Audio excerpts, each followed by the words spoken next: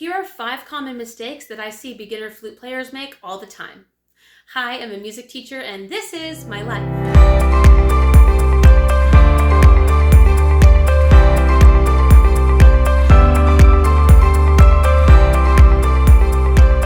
Welcome back to the channel, everyone. If you've been here for a little while, then you will know that my best instrument is flute. I'm classically trained in it, and that was my major instrument in university when I did my Bachelor of Music. Well, through classroom teaching as well as private lessons teaching, there are a few common mistakes that I see a lot of beginner flute players make. And so if you're a beginner, I really hope that these are not mistakes that you make. And if you do, I'm going to show you in this video how you can fix them. But before we get started, be sure to give this video a thumbs up, subscribe to the channel, and ring the notification bell so you never miss another video. So let's go ahead and get started. I have my flute here all set up. And this is actually going to lead perfectly into mistake number 1. Mistake number 1 is that a lot of beginners actually try to make the first sound out of the entire flute when it's already put together, compared to just using the head joint. So when you first open your flute case, your flute comes in 3 pieces. You've got the head joint, you have the body, and you have the foot joint. So beginners, focus on just making a sound using the head joint first. I'm going to put the body and foot joint on my flute stand, and we're just going to start with this. Now, this is not a strategy that I was taught when I was younger, but I know some flute players like to do it where they look where the tone hole is, and they make kind of a little kiss here, and then they roll it, and then they roll it forward like that. So you're not rolling it all the way down. The goal is to have the tone hole, the open side, facing kind of upwards. So from here,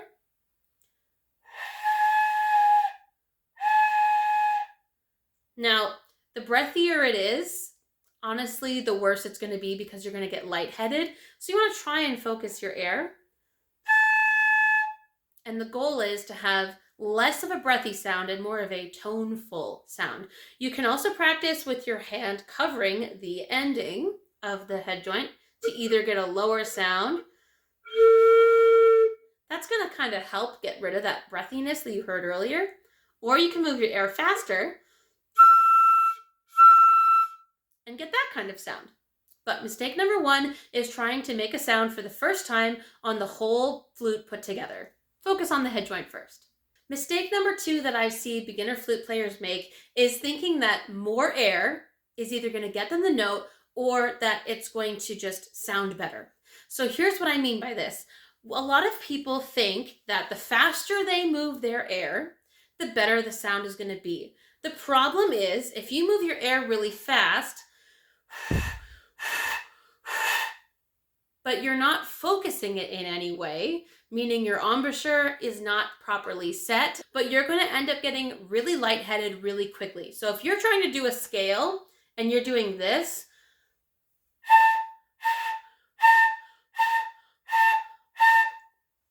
I only did 6 notes when a scale is normally 8. I'm already tired and I've been playing flute for years. So you don't automatically want to think that more air is better because it's all about how you use your air effectively. There are 2 strategies that I've actually been taught. One was taught to me by my old flute teacher, even though when I got to her, I was already a little bit more of an experienced flute player. And another one I sort of created, but it's a very similar idea. So you want to think about if you were holding your index finger far enough away from your face and you actually had a little piece of rice on the end. That's going to seem a little weird. I don't have rice with me right now, but I actually did this with a student of mine years ago and it improved his sound quite quickly. So you want to imagine you have a small piece of rice on the end of your finger and you want to have it a slight distance away from your face. So ideally you want to imagine that the flute is going to be on your face, but you want to imagine that, again, you have that piece of rice on your finger. What I'm going to do instead, if you don't have rice or you don't want to make a mess in the house, this is sort of my adaptation, is lick the end of your finger and you're not holding it too far away. The goal is to be able to focus your air well enough to be able to either feel the wetness on your finger or to be able to blow the small piece of rice off of the tip of your finger. And you'll notice that my finger is actually closer to my chin level. Because the reality is that when I'm blowing air across the room, it's going to go forward and down. That's how gravity works. And so if I were to put the flute up to the bottom lip underneath, all it takes is that small idea of focusing the air enough to blow a piece of rice off the edge of my finger.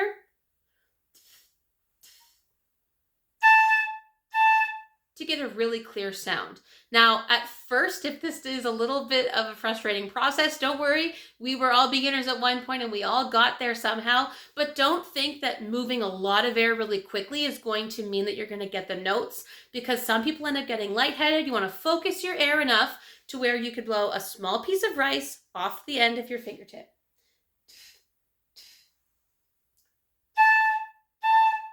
Just like that. The third common mistake that I see beginner flute players make all the time once they are ready to try the whole flute together after they have the sound on the head joint is that they don't assemble their flute properly. So I'm going to kind of walk you through how I do this, and it'll get easier and easier with practice and experience. So I like to start with the body and the foot joint. The body is going to have most of the keys on it, and the foot joint is the very end of your flute with just a few keys, but it's pretty short. You're going to make sure that the bottom part of the body is attached with the top part of the foot joint. And when you are lining up the two joints, what I like to do is I like to line up this little ball. It's like the round part of the post of the foot joint with the center circle of the last key on the body. Now, if you don't have an open hole flute, don't worry about that part. Just focus on the round part of the post lining up somewhere in the middle of the tone hole. You don't have to be too strict with this, because as you start to get more comfortable with playing with these keys at the very bottom of your flute, you're going to find what alignment works best for your hand and pinky, but typically that's sort of a good place to start. I'm going to go ahead and get my head joint, and then I'll show you how to do that. Okay, I have the head joint to my flute, and here's where it can get kind of tricky. In the body and the foot joint, you have, remember, the round part lined up with the center of the key. If you follow that key line all the way up, if it's not perfectly in line, again, that's okay. You may have an offset flute. I have an inline flute. Neither one is any better or worse, but what you want to do is you want to follow the line of keys all the way up to this top key.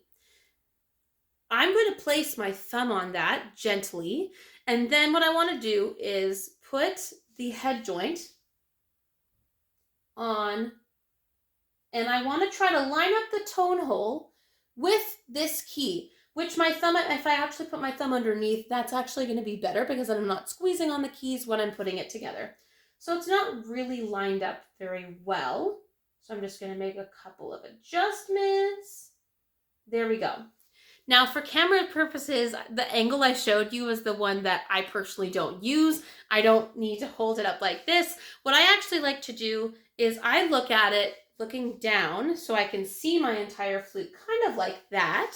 But then I move the head joint just a little bit, and every little angle is going to look different for each person. So if your flute angles are slightly different than the person who sits next to you or your friend or whoever else, that's fine. But the goal is that you have all three pieces put together in a way where the flute is relatively comfortable to hold and the head joint is in the place that you need it to be for you to be able to make a nice sound. Like that.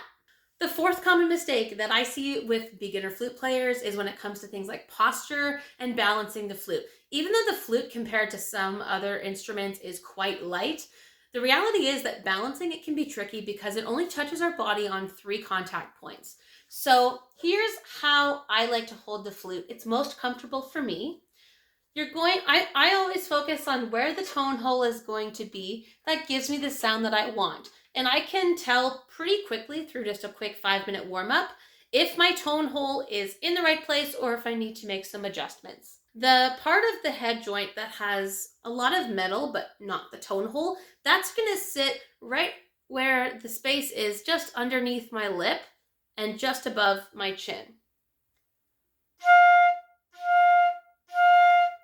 I'm resting the flute on my thumb, but it's pretty stable. But again, I've been playing flute for quite a while.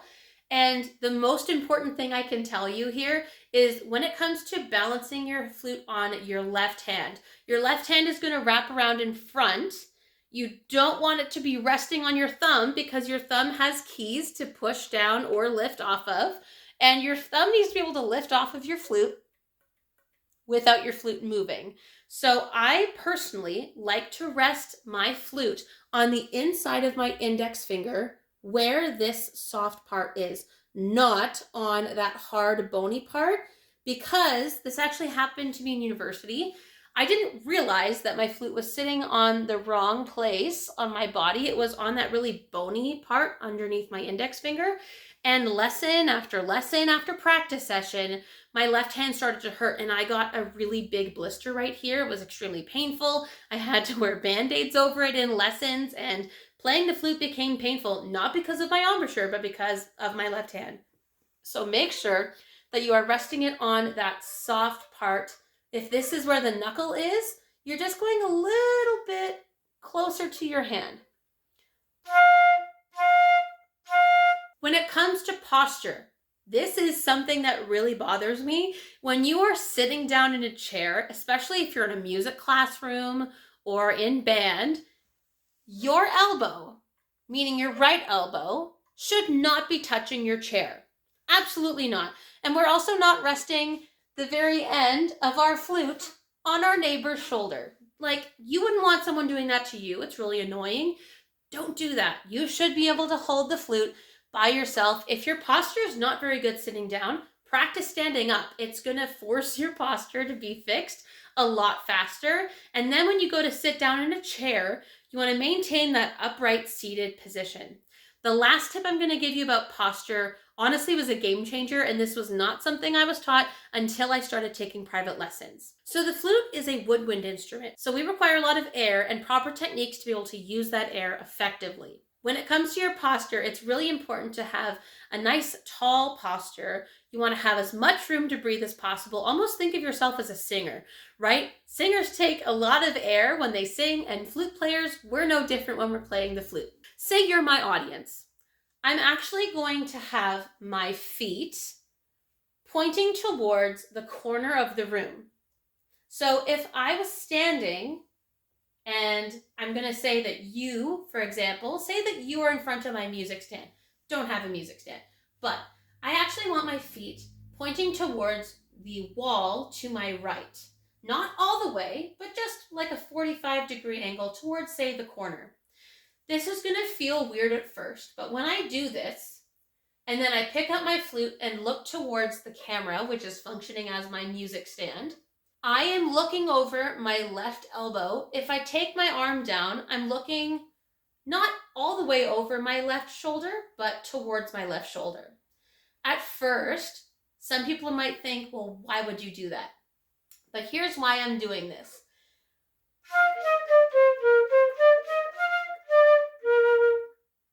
It's very comfortable, and when I take the flute down, when I'm thinking about the rest of my body, my shoulders are in line with my hips, which are in line with my toes. A lot of beginners make the big mistake of pointing their feet and knees towards their music stand and twisting so that they're still looking over their left arm, but now my shoulders are facing the wall and my feet are facing you. And the problem is, if I were to take my flute away, my upper body is now completely twisted. So my breaths are not going to be as deep, my breathing is not going to be as effective, and I'm not going to be able to support my notes in the way that I could if my whole body wasn't in alignment. And the thing is, athletes don't do things out of alignment, so musicians shouldn't either.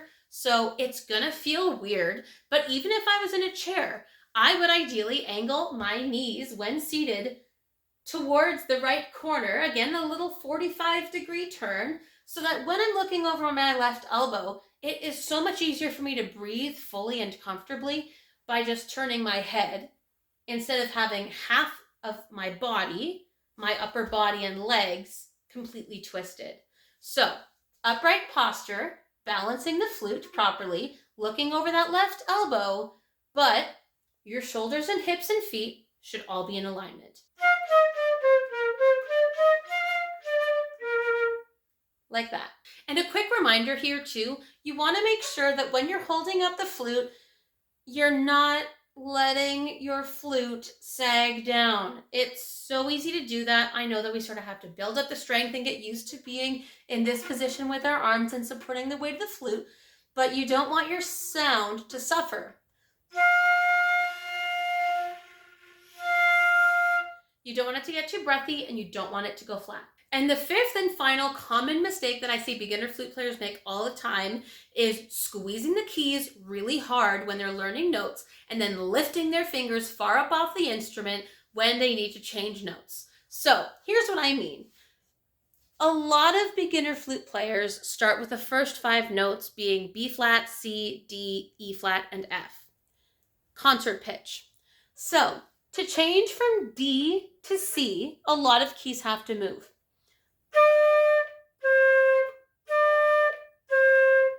For the note C, we literally only have 2 fingers down, index on the left, pinky on the top right, which means you need to have really good balance with the flute before you try to play this note. And what I see a lot of beginners do is this.